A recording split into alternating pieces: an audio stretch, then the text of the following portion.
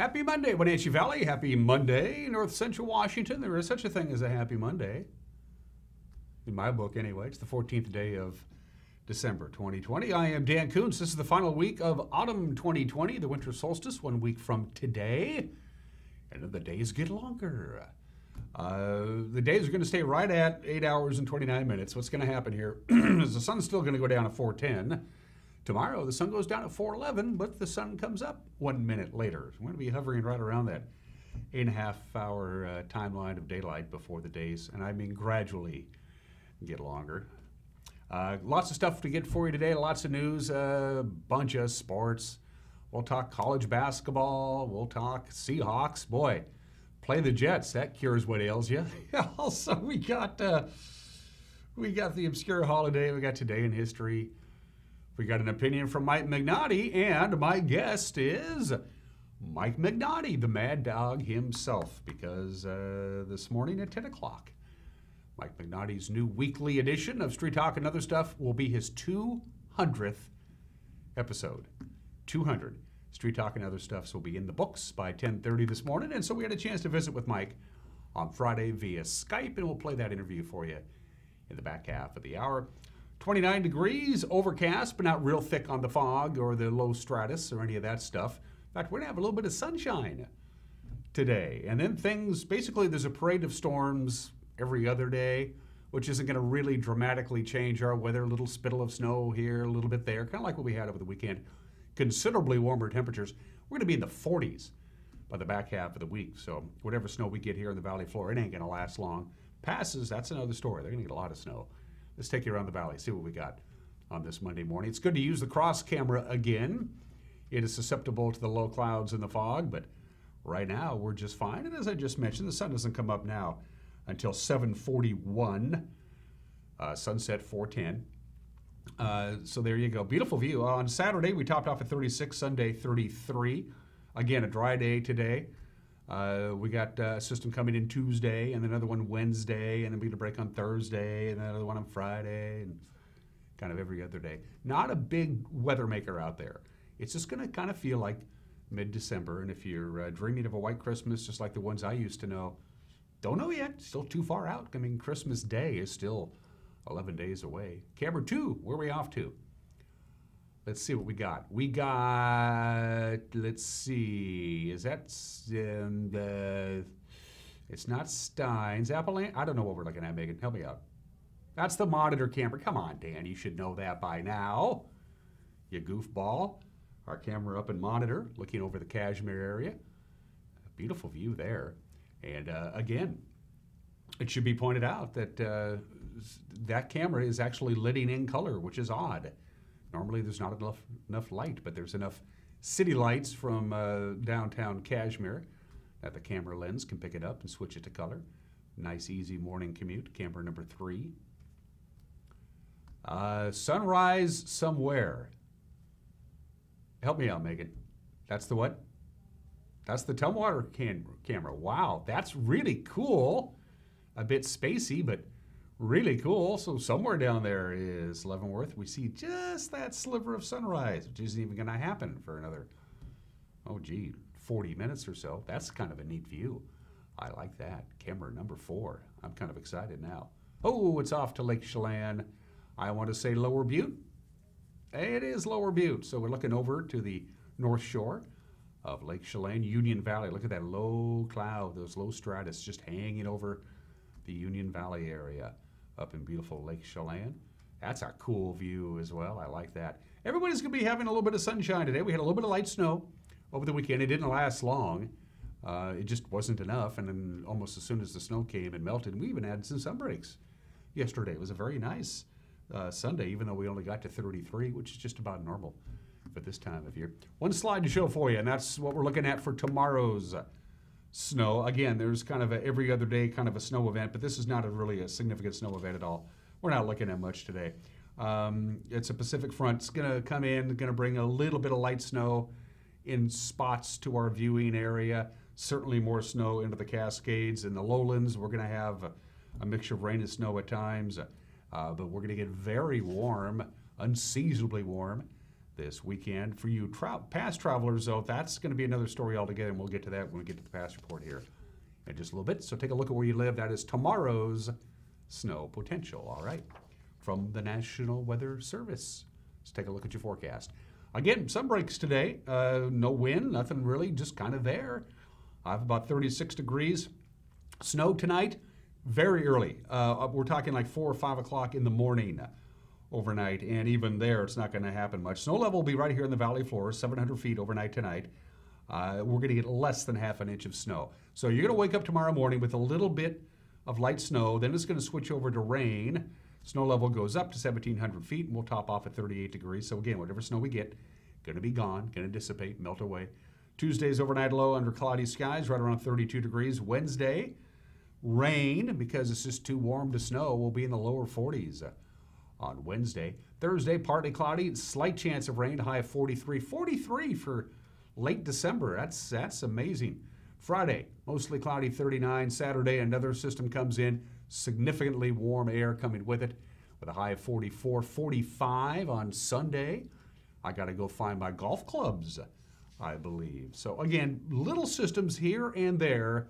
Most of these systems, these systems coming off the Pacific, are going to kind of give rain to the Puget Sound area, snow in the mountain passes, and they're going to peter out and be done by the time they make it here to eastern Washington, because we're in the lee of the Cascades, so we're not particularly susceptible to a great deal of snow during this upcoming week. So there you go.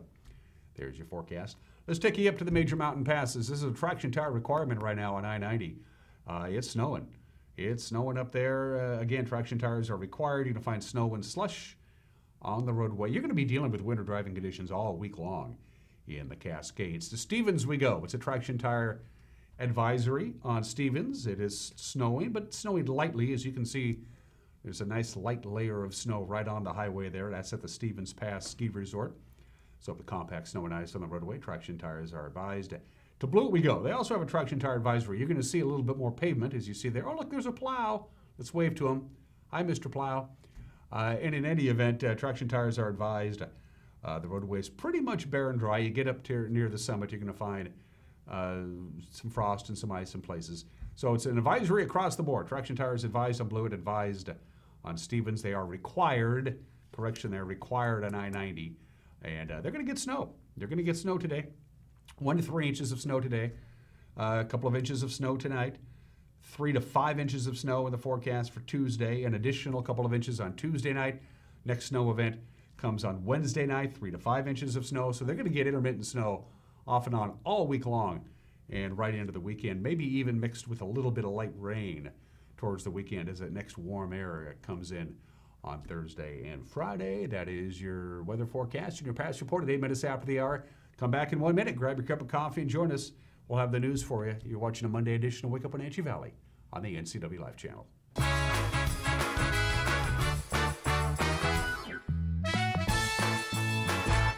CVCH wants to make your winter just a little brighter with their Get Out and Explore gift giveaway. This December and January, visit cvchgetout.com and download fun, safe, and simple activity guides to 4 beautiful towns in our backyard: Wenatchee, Chelan, Cashmere, and Leavenworth. Most activities are free of charge and unique to the community you visit. So get out and explore. Visit cvchgetout.com for details. Is search engine optimization right for my business? Maybe. Studies show the first and second search results get 50% of all the clicks. But you have to fight national chains to get there. If the user has to scroll down to find you, tough luck. You could hide a dead body on page 2 and the whole zombie apocalypse on page 3. Or you could spend less and get an ad in the Impact Big Print phone book, giving local businesses a chance to shine. Impact Directories. Bigger print, better book.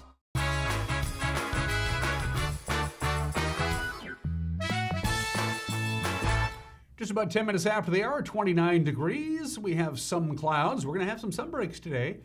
Highs will be in the mid-30s. A little bit of light snow overnight tonight, switches over to rain. Temperature is going to be too warm for snow to come down and stick to the ground, at least here in the Wenatchee Valley. Here are your Monday morning headlines. Grant County reported an additional 11 deaths from COVID-19 on Thursday, 10 of those at long-term care facilities.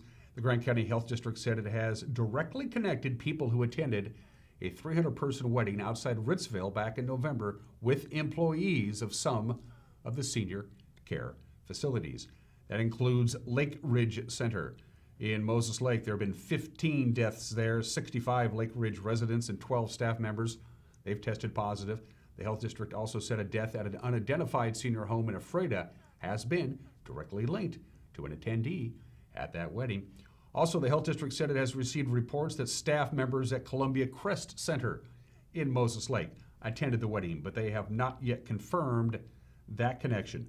There have been 8 recent COVID-19 deaths at Columbia Crest, and on Friday, the Chelan Douglas Health District reported 2 additional deaths from COVID-19, both of them residents in Chelan County. That brings the total number of deaths in Chelan County due to COVID-19 to 31.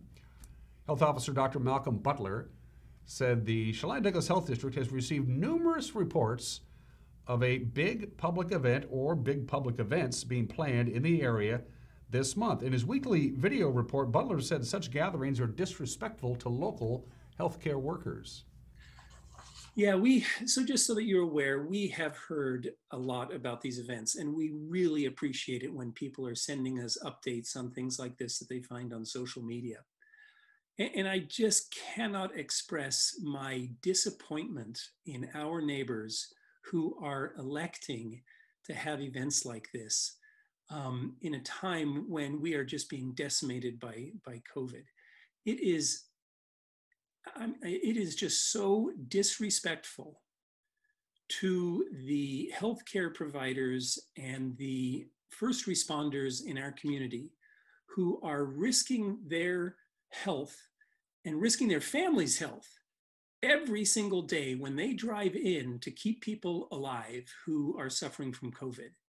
And then to, organize an event with a large crowd getting together, even over the holidays, it is just irresponsible and it is disrespectful. So, the frustrating thing also is we will care. We will care for you if you choose to go to this event and get sick. We cannot say no. And so for the people who go to these events and who thumb their nose at the healthcare system and subsequently get sick or make somebody else sick and then come in for help in the emergency room, we will still take care of them. And that's a little frustrating. A man whose body was found Tuesday morning outside a home in Beverly had been shot in the head. This is according to the Grant County Sheriff's Office. They reported this on Friday. Grant County Coroner Craig Morrison identified the man as Yoni Samuel Aguilar, 36 years old. Deputies responded about 5:45 in the morning on Tuesday to an unknown problem at a multifamily home in the small community of Beverly. That's just north of Mattawa. They found Aguilar's body, no arrests, and the homicide has been made. Anybody with information on the homicide is asked to contact the Grant County Sheriff's Office. A murder case in Quincy came to a close last week with the suspect pleading guilty. Martin Diaz Jr. admitted shooting 29-year-old Abel Vargas in the head back in August and then hiding the body in his bedroom until it was discovered by his family 3 days later. Diaz is 30 years old. He pled Monday to charges of second-degree murder and unlawful possession of a firearm at Grant County Superior Court. Prosecutors say they'll ask for 17 years in prison when Diaz is sentenced. Lauren Kulp, the Republican who lost his campaign for governor by more than 500,000 votes, is suing the Secretary of State's office to demand an audit of votes in 6 Washington counties. Kulp's attorneys filed papers in King County Superior Court on Friday. They allege duplicate ballots, outdated records, and dead people voting contributing to Kulp's loss. The statewide vote has already been certified. Secretary of State Kim Wyman says she's found no evidence of fraud. And Dr. Mabel Bodell of Confluence Health was one of the recipients last week of a 2020 Golden Tennis Shoe Award presented by Senator Patty Murray. Murray said Bodell has been instrumental in helping slow the growth of COVID-19 rates among the Valley's Latino community, which for much of the pandemic accounted for 80% or more of the region's cases. I call Wenatchee home, and it's really for a kind of small town. We have a huge and a wonderful community, and that's what we also experienced through this pandemic. that a lot of people really step up to the plate to help each other. More than 80% of the cases that we saw were part of our Latinx community. Our Latino community is only approximately 30% of the valley. So what was happening at that time? We're trying to figure out why our community was so much more affected. We started to look into the social determinants of health. And definitely the place where we worked, we did have huge outbreaks in our agricultural workers. Multi-generational families were affected. So from the very beginning of the pandemic, we felt that there was a gap into the information and what really was reaching our community. As a part of our communications plan for the Latino Communications Network through Our Valley, Our Future, Dr. Mabel went ahead and created videos about preventative measures that our community could do to stay safe during COVID, and also really debunked some misperceptions and misunderstandings around COVID-19. There still is a disbelief that some people don't even believe that COVID is real. One of the videos that she made that was viewed many, many times was her walking through the ICU, speaking in Spanish, talking about how it is very much real and how people should take care, wear masks, and protect themselves. And that video really became viral locally because it was one that people could easily share and could understand. It really helped us in spreading a very important message in a very time-efficient manner. We saw people at the hospital that the son was admitted, then the father, then the mother, and seeing the devastation that, for example, the mother didn't leave the hospital, she died. So that was really striking for all of us. So we started to look more and more in detail, trying to figure out how we can help our community. Dr. Mabel is a regular guest on our morning show. You know, we have to take care of ourselves. If we don't take care of ourselves, all of us are at risk. She's not only the expert, she's the genuine person that really cares. What makes her messages so powerful is that she's always spoken from the heart. She's taking care of these patients when they're sick with COVID in the ICU and kidney failure. She's seen the devastation for many Latino families who have lost their loved ones. When she posts her videos and messages telling people to protect themselves and their families, people listen because they know she cares about them. Her courage to stand up for what is right and to stand up for people who are often overlooked here shows her bravery and her heart. I don't only get compliments about her segments, but I also get, when is she gonna be back? How often are you gonna have her? Dr. Bodell is amazing. She understands the consequences of inequitable access to resources from personal experience. She is not only an excellent physician and a community advocate, she has that grace to tell us the truth, and it's something that is very remarkable. This valley is very fortunate to have her.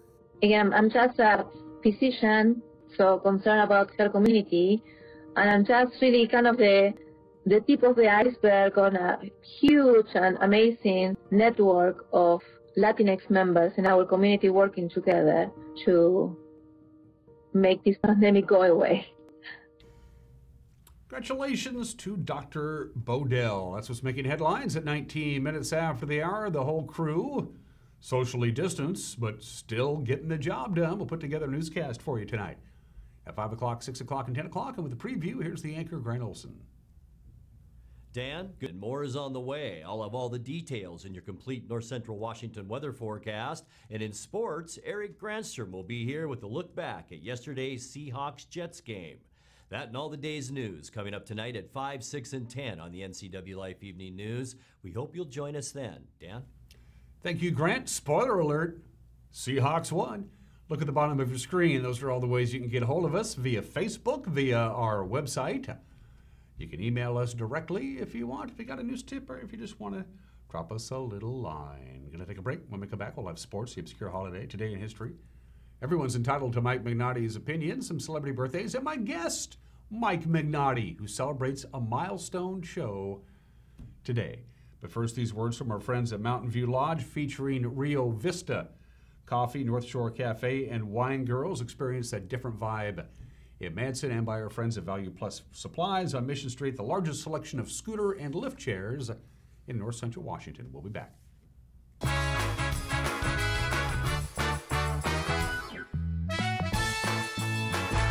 Experience the difference in Manson at Mountain View Lodge, where you can park and leave your car and your cares behind.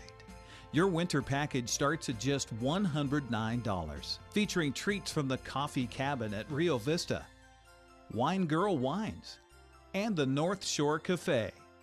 Call Mountain View Lodge and Resort or book online. Stay the night. Your room is ready. Hi, this is Rick Walkley, owner of Value Plus Medical Supply.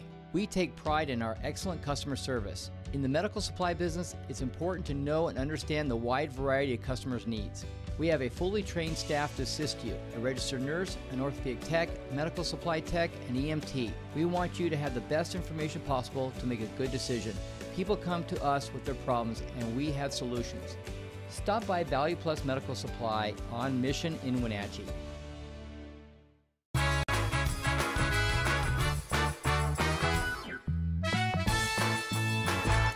21 minutes after the hour, sports. The Washington State women's basketball team opened up their season over the weekend with a couple of impressive victories. For the third straight time, the Cougars beat the Lady Huskies in Seattle. The final this time, 60-52. This game was on Friday. Freshman Charlize Ledger-Walker scored a team-high 20 points, had 4 steals, tied for the team lead in rebound. She had 7. And then on Sunday, Wazoo overcame a halftime deficit with a huge 32-point third quarter, and they beat Idaho in the Battle of the Palouse. The final there, 74-55. Again, New Zealand freshman Charlize Ledger-Walker led the way, 29 points and 8 rebounds. The Washington State Lady Cougars off until Saturday when they host Oregon State at noon. The Washington women bounced back from their loss on Friday to beat Portland on Sunday. The final there was 83-56. Quay Miller, led 6 players in double figures for the Huskies. She had 21 points. Washington will host number 8 Oregon Saturday at Alaska Airlines Arena. The Gonzaga women held off a scrappy Montana team Sunday to win that one, 58-51. Leanne Worth led the way with 12 points. Sierra Walker had 10 on a miserable day shooting from the field for Gonzaga. They didn't shoot very well. They improved to 3-2 though with the victory, and they play in Vegas against Eastern Michigan come Sunday. Quade Green scored 15 of his career best 26 points in the second half. And the Washington men erased most of a 15-point deficit, but they couldn't catch Oregon, and they lost to the Ducks on Saturday. The final there was 74-71. The Ducks had balanced scoring. They had 4 of their 5 starters end up in double figures. The Washington State Cougars, however, remained unbeaten. They beat Portland State on Sunday 69-60. Noah Williams, 18 points. Isaac Bonton added 16. Wazoo improves to 5-0 on the year. The Seattle Sounders FC fell in the MLS Cup title game Saturday to Columbus. The final was 3-0. The game was scoreless through most of the first half. And in the Crew's Lucas Zelarayan found the back of the net in the 25th minute. Derek Etienne took a cross in the 31st minute, drove it past Stephen Fry. That made it 2-0 at the half. And then Zelarayan added his second goal of the game in the 82nd minute. That gives Columbus the MLS Cup title. Coach Brian Schmetzer says, hey, Columbus gets all the credit, but it was also a pretty lousy performance by the Sounders. I absolutely think that this game was a failure. I think this individual game was not a good performance by our club, not up to the standard that we set for ourselves, that I set for myself. It's my job as a coach to make sure that the players are prepared and that they have the tools to be successful. And so this performance was not a good performance from the Seattle Sounders. So, it's certainly not a good way to end your season, but I would circle back to say that the club, the team did come back through some adversity and, made it into another final back-to-back, which is very hard to do in a league like MLS with parity. It's very challenging. So that is one good accomplishment that came out of this year. It was the Sounders' 4th trip to the MLS title game in the last 5 years. They've won 2 and they've lost 2. So the only tackle football team for Northwest fans to cheer for over the weekend was the Seahawks. We knew heading into the weekend that the Huskies game at Oregon canceled because of COVID in the Husky program. And then About 40 minutes before kickoff Saturday at Martin Stadium in Pullman, the Cougars game was called off with Cal because a player in the Bears program tested positive. Contact tracing basically put the whole team out of commission. The game was canceled. That meant all we had were the Seahawks and the Jets. Sunday at Lumen Field, and for the first time since December of 2016, the Seahawks beat an opponent by 30 or more points. The final was 40-3. Russell Wilson threw 4 touchdown passes. Chris Carson ran for another. Seattle got back on the winning track after a loss to the Giants a week ago. Coach Pete Carroll says Seattle was in rare form in all 3 phases of the game. Real solid performance across the board, with in all areas. Third downs were good. Red zone was good. You saw another day of the defense coming out here. This is getting going now, and it's pretty clear that we've made a big turn. And that was a dominating day today. And those guys put on yards and stuff on everybody, and we just didn't let them today. I think a big day by Russ. Russ was on it. He's completed everything and 4 big touchdowns and all, and got him out of there in the fourth quarter, which is great. That's rare. When they think about how few times we've ever done that. Pete Carroll was especially impressed with the growth of his defense. Seattle held an opponent out of the end zone. For the first time this season, Jamal Adams had one of Seattle's 3 sacks. That means Jamal Adams, with his 8.5 sacks on the season, is the new all-time NFL record for sacks in a season by a defensive back. Oh, and let me mention too that we don't give game balls around here. We just haven't done that. We do other things, but we don't do that. But today, with the record that Jamal Adams set with being the all-time ever sacker as a defensive back, it was just worthy of a game ball to commemorate it. And what a fantastic football player. He's just an incredible player, and I mean, he's not done yet. He's going to get some more numbers before the season's over. But there's a little emotional side of it too, because he against the Jets and just the team he played for. It's not a big deal, but there's something when you play for another club and all that. There's something special. I know I feel it all the time too. So I'm really proud for him and happy for him. And first thing he did was thank everybody and give credit to everybody around him, which is the humble guy that he's been since he got here. So really pleased about that. The previous record of sacks in a season by a defensive back was 8, and that was by Arizona defensive back Aiden Wilson. He did that back in 2005. Adams said he told his teammates he was going to go after the record right after he signed with the Seahawks. I told everybody I was going to break the record. Some people thought I was crazy. Some people believed in me. But the only thing that mattered is that I believed in myself. And I knew that I was going to break the record. And without my teammates, without the coaches, nothing would have been possible, right? And all my, my thanks goes to the man above, because I've been through a lot this year with the trade and injuries. A lot of negative talk about me, but at the end of the day, I have an outstanding team, outstanding group of teammates, outstanding group of coaches, PR, everybody. So everybody's just supporting me. On my bad days, they're lifting me up, vice versa, or whatever the case may be. It's just one big family, and all glory goes to God and my teammates in the organization. Jets weren't very good yesterday. They only had 69 yards on the ground and 132 yards in the air. KJ Wright had another good outing, 6 combined tackles, 2 for a loss. He said he's proud of how the defense is coming around, especially the play of Jamal Adams. Got the game ball after the game, and to break an NFL record that's never been done before with 3 games left, it's just, it's amazing to just be by his side and to play with him. He's a guy that works his tail off, and I'm so glad that he's on our team. And so he's just getting started, and I'm extremely happy for him. I like that shirt. Seattle built a 37-3 lead on Russell Wilson's 4th touchdown pass with just under 3 minutes left in the third quarter, and then Russell got the rest of the afternoon off. Geno Smith played quarterback from then on out. Wilson says it felt good to get the offense back on track. We were really on top of it. Our tempo was great. We were in and out of the huddle. We were making plays. Guys were getting a great job catching the football. DK had a great game. Swain made his touchdown. That was awesome.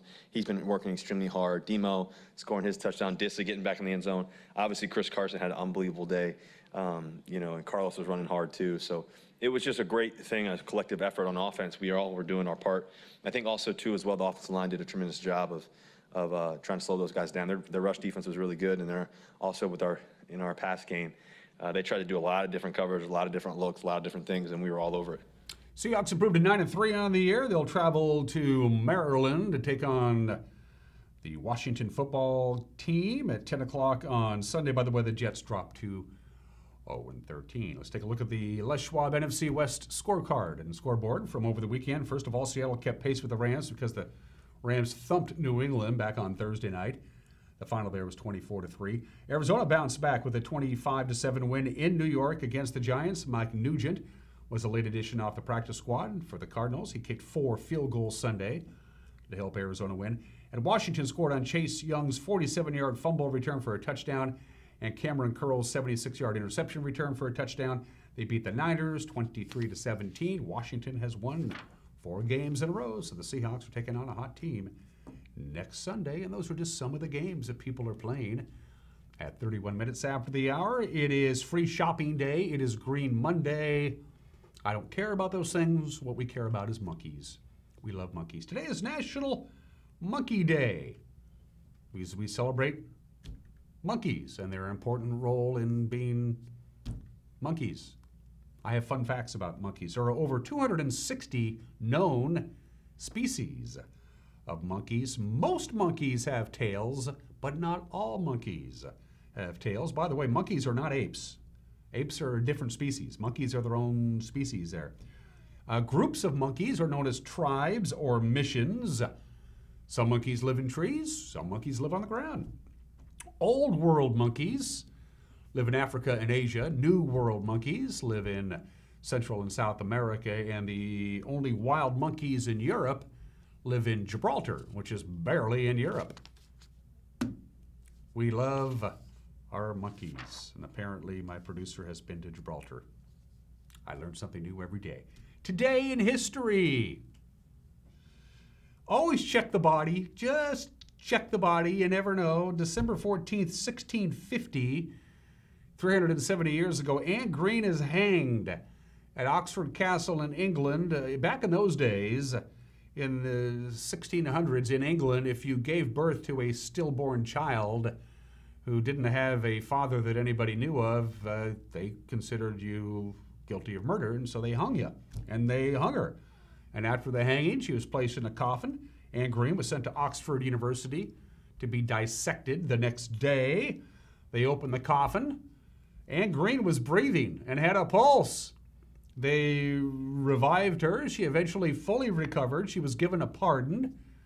She married, had 3 children, got to keep the coffin too, which she eventually would use about 10 years later, this time for real. Always check the body. That happened on this date in 1650. Happy birthday to Alabama. We always do states. This is their 201st anniversary for Alabama, which joined the Union December 14th, 1819, the 22nd state. Most states have a dozen or so symbols or emblems, if you will, the state bird, the state song, that kind of deal. Alabama has 41 of them. That's a lot. If you like states with fun nicknames, you're out of luck with Alabama. They don't officially have a nickname. It's known as the Heart of Dixie. That's what they put on their license plates, but there is no official nickname for Alabama. The Alabama Constitution was ratified in 1901, and they keep amending the Constitution. Alabama has a weird way of doing laws. Instead of just passing the Senate and the House passing a bill and then the governor signing that bill to become law, they have a tendency to amend their Constitution. It's been amended 800 times. The Alabama Constitution is 310,000 words. It's the longest Constitution in the world. It's 40 times the length of the United States Constitution. And if you ever lost a baggage, you went flying somewhere and you never got your suitcase or whatever it was, you want to go to Scottsboro, Alabama. It is a huge warehouse-sized store. It's massive. It's called the Unclaimed Baggage Center, and every piece of unclaimed baggage gets routed to this area after all attempts to locate the owner of the luggage has been lost. The goods are then sold thrift style. So there you go. If you ever lost your pair of ski boots, they might very well be in Scottsboro, Alabama. Happy birthday to Alabama. They made it to the South Pole on this date 109 years ago today. Raoul Amundsen and his team, Olaf Bachland, Helmut Hansen, Svilne Hassen, and Oscar Witzin. They made it to the South Pole, and according to Raoul Edmondson, he said it was really cold. There's the photo of them at the South Pole. Took a long time to get down there, too. December 14th, 1911. And Eugene Cernan made history on this date 48 years ago today. He is the last person to walk on the moon. Now, I know we're supposed to go back to the moon in 4 years. I don't know why.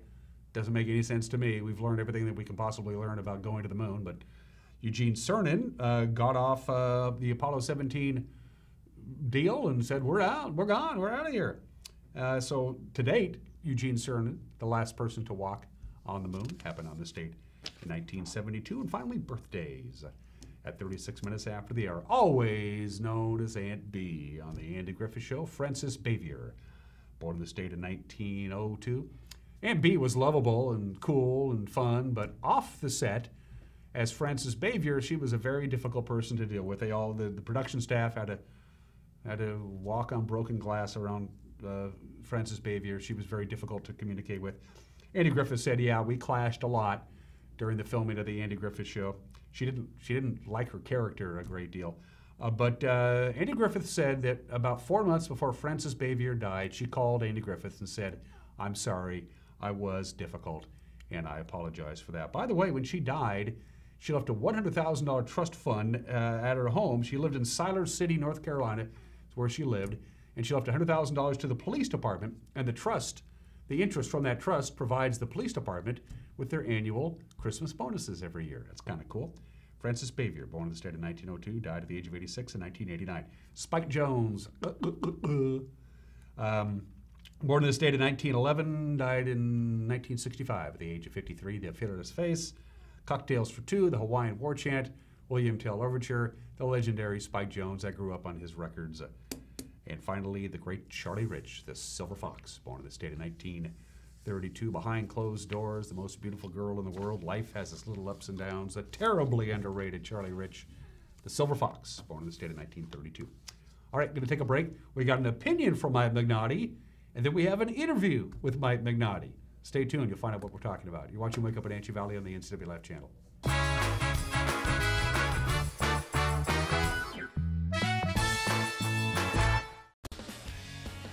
When you call Dick's Heating and Air Conditioning, you get 35 years of experience and customer service in the Wenatchee Valley. Dick's friendly staff strongly believe in repairing before replacing and service all major brands of HVAC units. Dick's Heating and Air Conditioning is your local, independent, trained comfort specialists, proudly serving all of North Central Washington. Call 884-6444 today. At this time of the year, when we think about giving, please consider an end-of-the-year donation to the Wenatchee Valley Senior Activity Center. Although programs are on hold currently, the Wenatchee Valley Senior Activity Center is preparing and distributing hundreds of meals each week to seniors in their homes. The Wenatchee Valley Senior Activity Center is host to Vibrant Motion, Vibrant Living, a new way to reach the community through television programming. Volunteer, donate, shop, and support your Wenatchee Valley Senior Activity Center.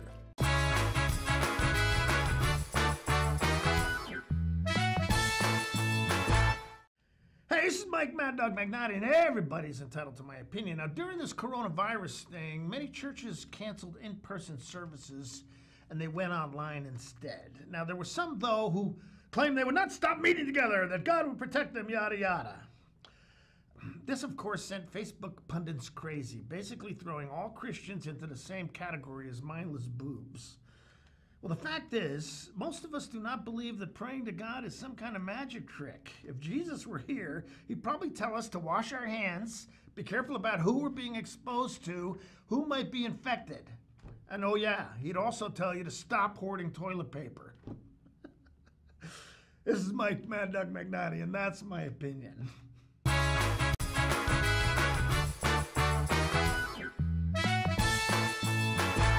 There are so many possibilities for you to learn local right here at Wenatchee Valley College. Take classes towards a degree or certificate in more than 50 areas of study. Wenatchee Valley College now offers a large variety of virtual classes, including labs, sign language, music, and machining, and they have the resources to help you succeed in virtual classes. So when a college degree is your goal, learn local at Wenatchee Valley College.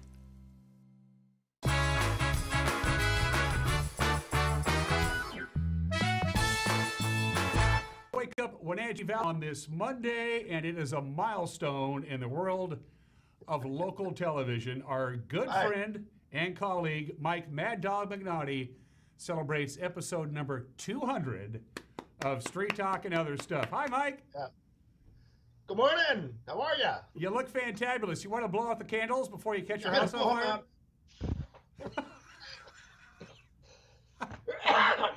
Oh, man. That's a little harder when you're my age, you know, so. And you, by the way, that Brenda, our beloved leader, bought that cake. It's from everybody. I hope you enjoy it. Oh, yeah. Are you kidding? I don't even know what kind of cake it is, actually. Well, you're not going to find out either till later. You know? Happy 200th episode, my friend. I'm proud of you. I enjoy the show. I'm glad I played some minor role in bringing you to our television family. You played a major role. I mean, it was you, me knowing and I mean, I don't mean to be schmaltzy here, but me knowing and liking you and Brenda and having really respect for both of you. I said, sure, you know. You know, this might be a good time to for the uninitiated to kind of talk about your quote-unquote broadcast history, which kind of led you to Street Talk and Other Stuff. It's a fascinating story. You and I go back to the 90s when you would drop by and see Danny Solomon and I. Why don't you just pick it up from there?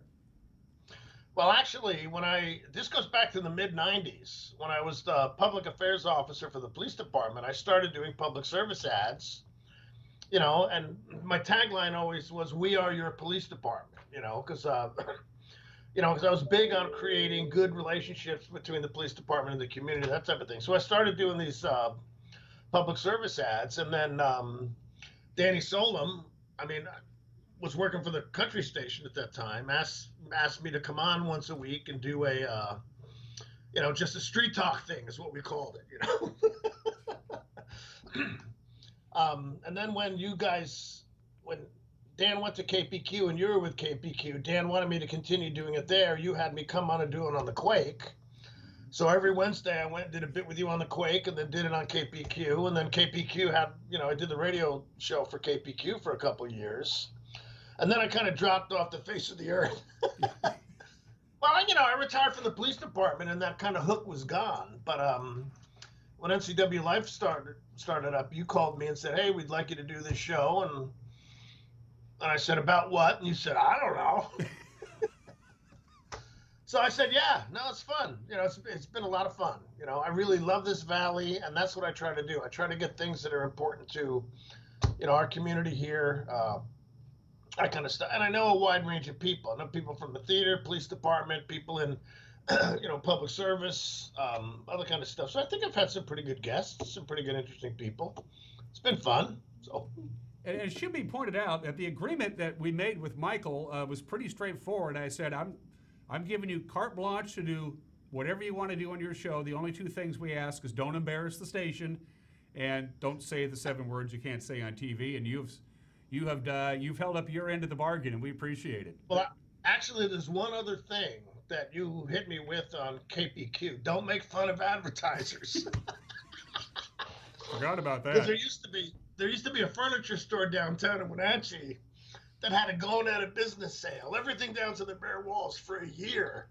And I would come on and say, "Hey, I passed up the home." I don't know what the store was called, you know. But I said, "They're going out of business sale. It's been going on for 9 months. They have a delivery of stuff coming."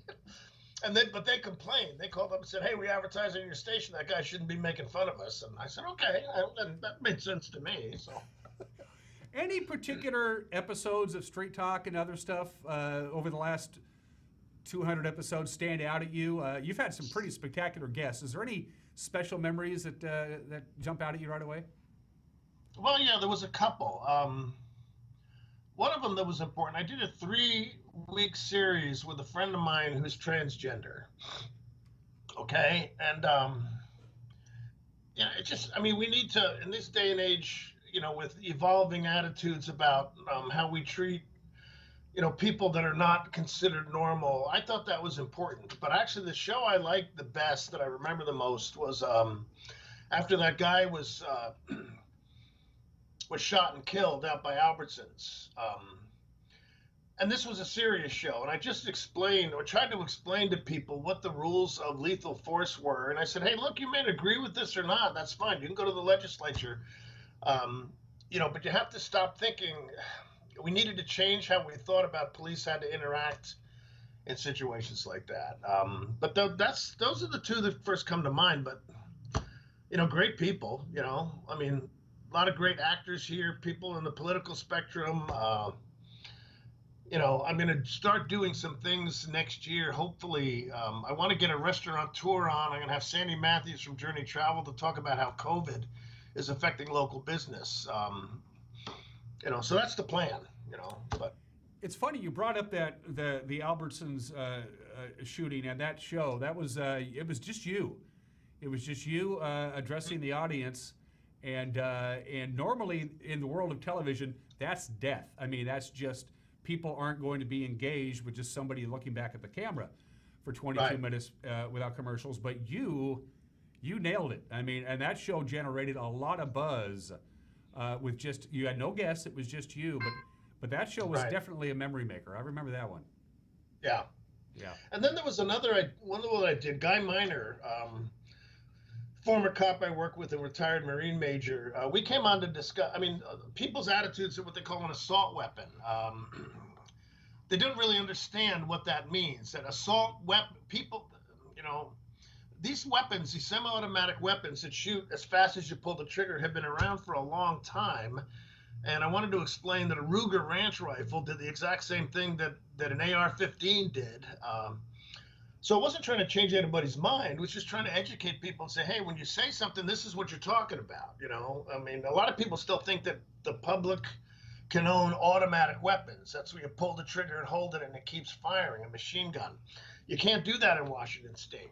Other states you can if you have a federal license, which is very expensive. But Washington State doesn't allow those type of weapons at all. And people need to be educated about that. Or, I wanted to help them, have more information. So. Before COVID came and made everybody's life upside down, the show was done here in the studio that I'm sitting here on South Chelan Avenue. And Mike's show and my show are the only two studio-based shows that we do that are actually live back when Mike was able to come into the studio. It was a Monday morning, 10 a.m. It's a live show because you and I have that in common. I like working without a net. I know you do as well. I love doing live stuff, the mistakes, the stuff that happened makes it more interesting, so. And I think that one of the reasons that you do live so well is your theater background. You're a thespian. Yeah. No, I'm used to it. I like it. It's just exciting, so. So give me. Can't do that anymore right now, though. I'm not doing that with my shows now. That's true. In fact, I talked to your producer, Rachel, yesterday. We had to coordinate this whole how are we going to get the cake to Mike bit and all that stuff. And that's why I discovered that you were going to be at home here on our Skype meeting. And I was talking to Rachel, and she said, Mike is getting techie on me. He's actually throwing up his set behind him when he records his show. She was very proud of you. Well, it's my tech knowledge of that is limited, and I've got to be careful. You want to know what the real challenge with doing it, recording Zoom meetings for the shows, is keeping my timing right. Okay, before in the studio, I have the clock right in front of me, and here, when I do it at the house or the office, I use my phone timer, but sometimes I don't start it or stop it, so, Didn't you do a show about a month ago where you did the entire show and realized you didn't hit record on the Zoom button? Yes, I did. As a matter of fact, that's happened a couple of times. My show I just recently did with Jamie, Jamie Donegan. Yeah.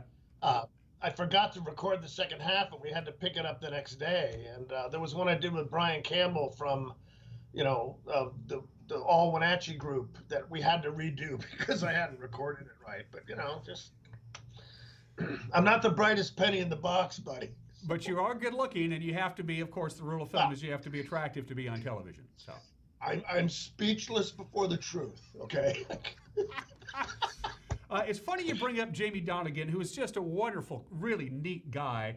Oh, yeah, he's incredible. As we celebrate Mike's 200th episode, it should be pointed out that it was a year ago, maybe 2 years ago. It was a Monday morning, and you called me at about 9:30 and said, I'm sicker than a dog, and you sounded terrible.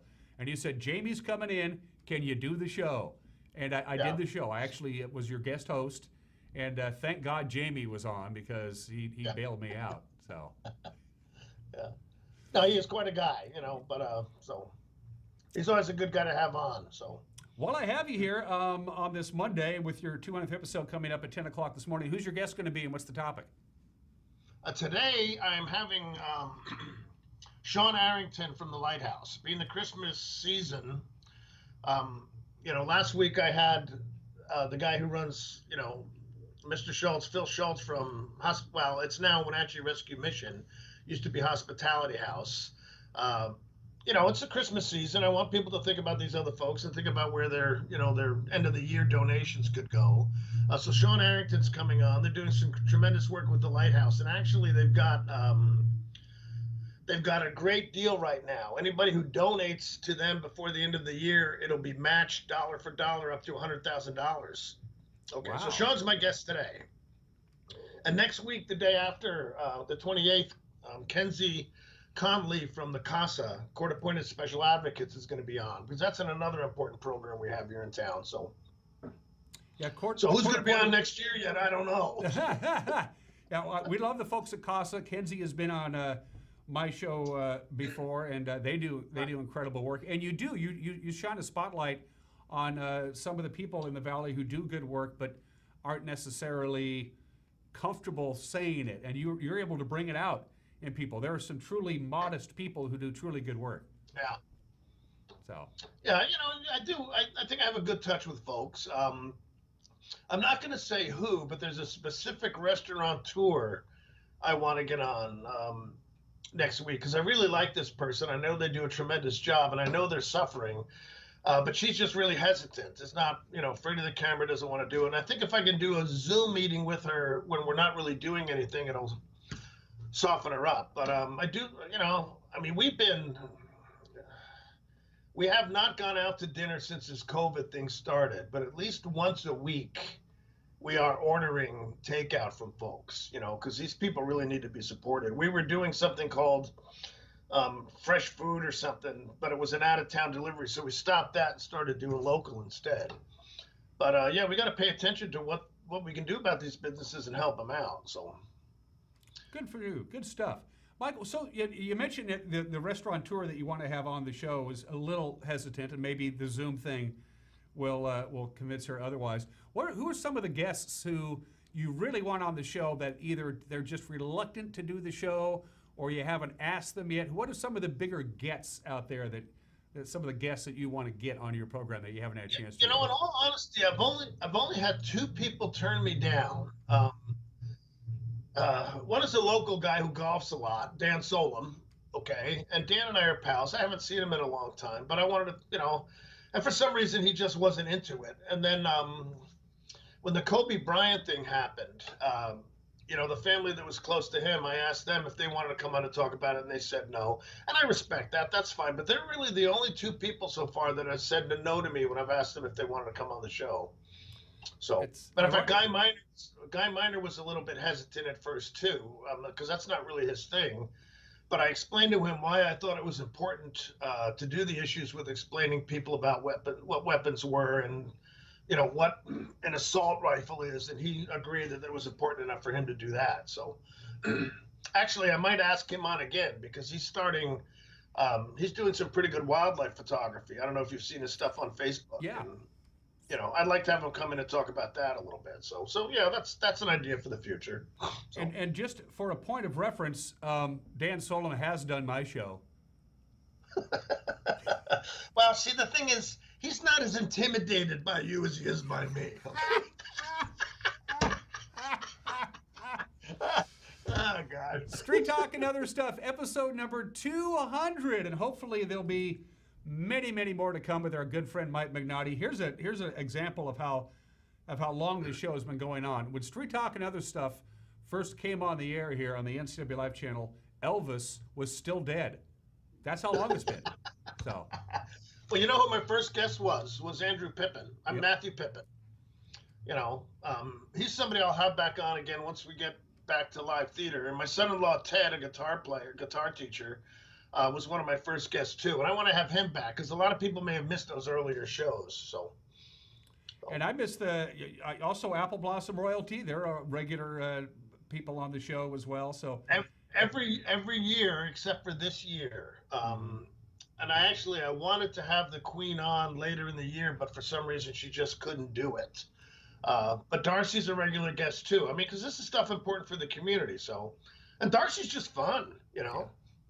You know, and it's kind of fun talking to the queens too. Well, I got to be honest with you, Mike. I miss seeing you around the studio. It's just not the same. I mean, Zoom is Zoom and Skype is Skype, but it's not. Who's kidding who? We miss you coming by and your smiling, happy, handsome face every Monday morning. So.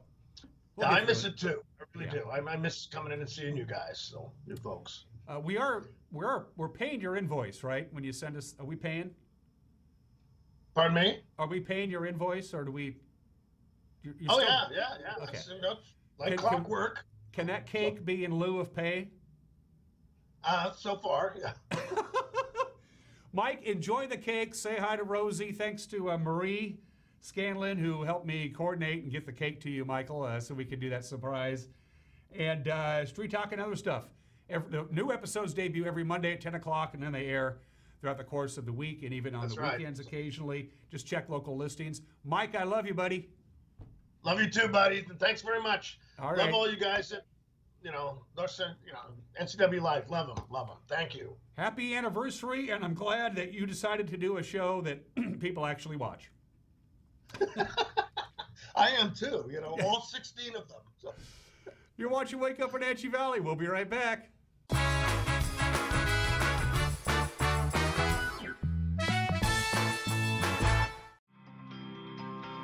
What is it about Tipsy Canyon Winery that keeps people coming back?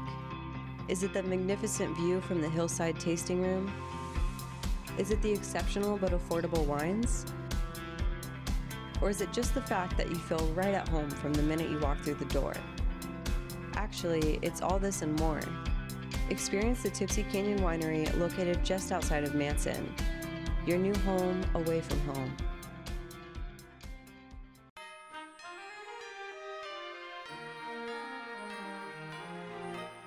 Shop smart and safe at the Wenatchee Valley Mall. With CCD protocols in place, you can confidently shop in person at your favorite store, and yes, with socially distanced practices, and Santa will be there too. Check out their website for current deals for merchants, Santa hours, and more at Wenatchee Valley Mall.